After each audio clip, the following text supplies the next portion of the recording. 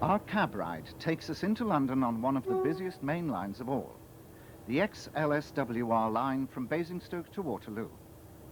We start at Salisbury on the former West of England main line, which always had a different character to both the Southampton main line and, of course, the suburban system. Recent hopes that the Wiltshire city might soon join the Southern Electric map were dashed in June, when it was announced that the preferred option was to replace the aging Class 50s with networker turbo derivatives from the end of 1992, with reinstatement of loops on the single-line section west of Salisbury from 1994. You worked down here since 47? Yeah. You worked down Salisbury and outside? The Class 56 had come from the line joining at Tunnel Junction via Romsey from Eastleigh. How long have you been over here then at Salisbury? 1947. 1947. Oh, have you moved out at all? No, So with old Jerry Sarton too, if you were in the bloody area, you gotta find. The Laverstock Loop, reinstated after over 100 years out of use, is used for diversions and freight liners. What sort of time have they come through then? Let me see, the old Leeds, he comes through at about 25 past 4, there's one about 10 to 2. Yeah. One comes the other way. The line crosses the east end of Salisbury Plain through spectacular rock cuttings before passing through Greatley Station and then Andover. The former Midland and South Western Junction Railway, now a stump to Luggishall, joins and runs parallel at Red Post Junction, continuing as far as Andover, the former Andover Junction station. No matter where they went, they always came back to Salisbury. Firemen who are twice the age they were when they were working on the steam originally. Hell of a bloody physical effort, isn't it? This station serves a growing town used as a London overspill. The TSB Bank, with its headquarters here, has sponsored the refurbishment of the station. Hurstbourne marks the point where the old Nile route to Fullerton Junction commenced. Oh yeah, it's like getting them tunnels the same.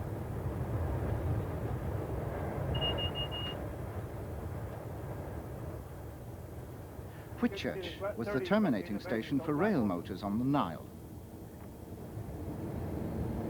How much further to over? How long does it take to get over? Oakley was one of 3 stations closed on the line to Basingstoke, which is approached under one of the most famous southern landmarks, Battledown Flyover, taken at 60 miles an hour.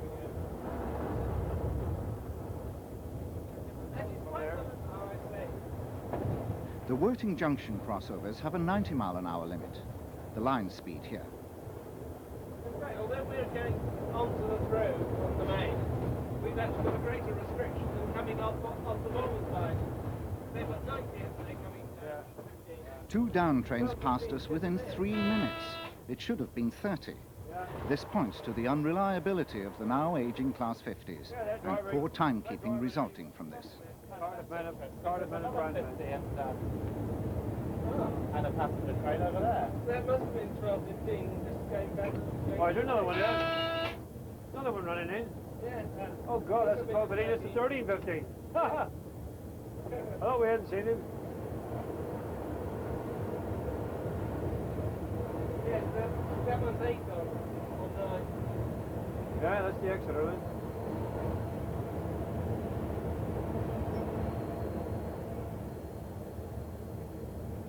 As we leave Basingstoke, the Reading line has diverged to the left, and Barton Mill carriage sidings are also seen to the left.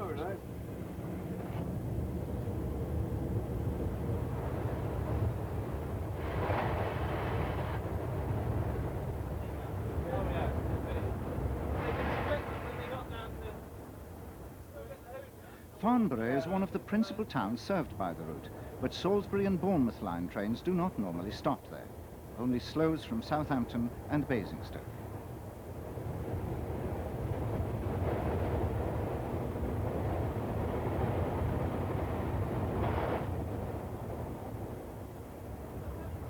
This was unusual.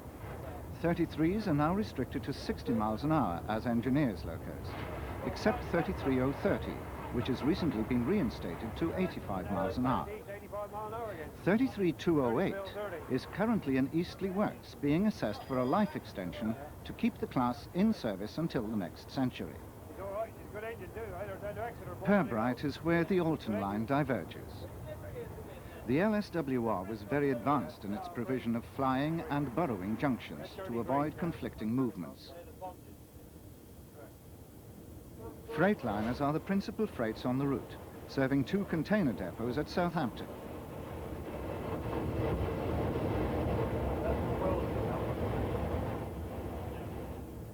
One exception to the flying junction policy is at Woking, where the busy Guildford and Portsmouth direct line diverges.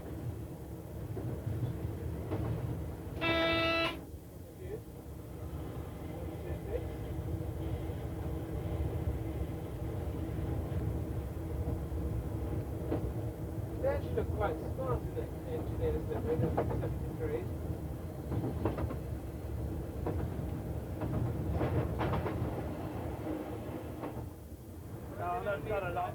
Beyond Woking is true commuter land, where stations are placed close together. Weybridge has no need of a flying junction, as trains via Chertsey terminate in a bay platform to our left.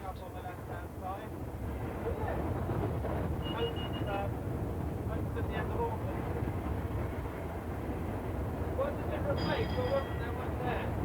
There was a building up there, the compound tower.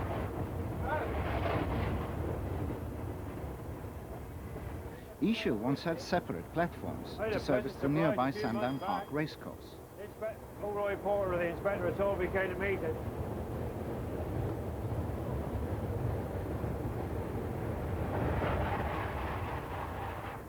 Did your 8-9 Waterloo next week? Hampton Court Junction is a double junction, with lines to Hampton Court and Guildford via Esher.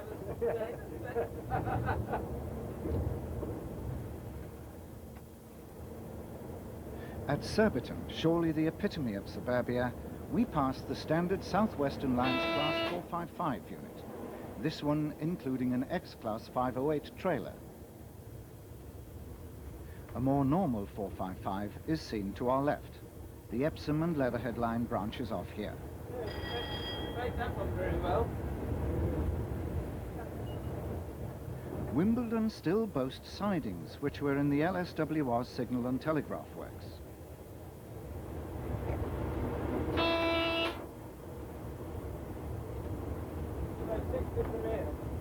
Yeah, we're in the curve. Beyond the station, the up-local line, previously to our left, swings over on a flying junction to give parallel fast and slow pairs of tracks. Curiously, the eastern end of the carriage sidings, served by a staff halt, connect to the fast lines.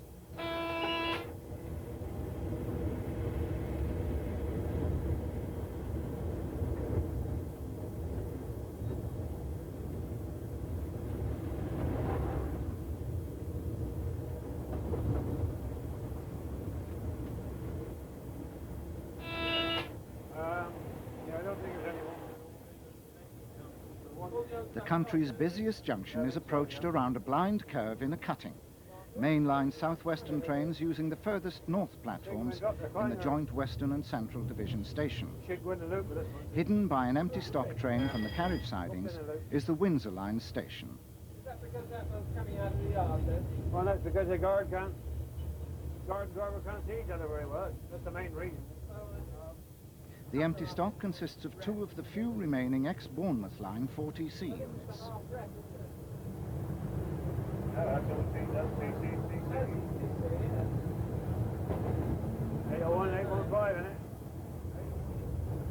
Yeah, you get him on camera just so he goes over the bridge, look.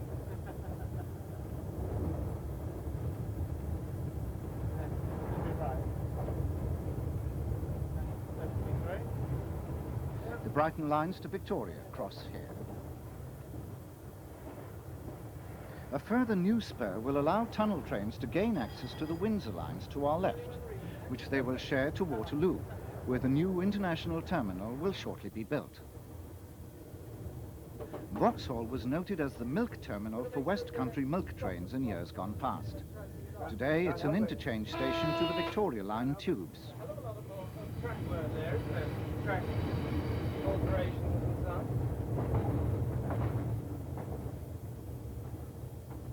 Major trackwork alterations and re-signalling are taking place at Waterloo in preparation for the new international status. Already the old cab road has been removed and 2 new platforms have been created, in which a Class 50 is standing. This is not the final track layout for these platforms, but they had been brought into use some 10 days before our run, using the temporary layout. The winter station will go. It will. Yeah. 51. It remains for us to thank BR Southern Region for arranging this cab ride. A full-length version in the opposite direction, filmed earlier that morning, is also available.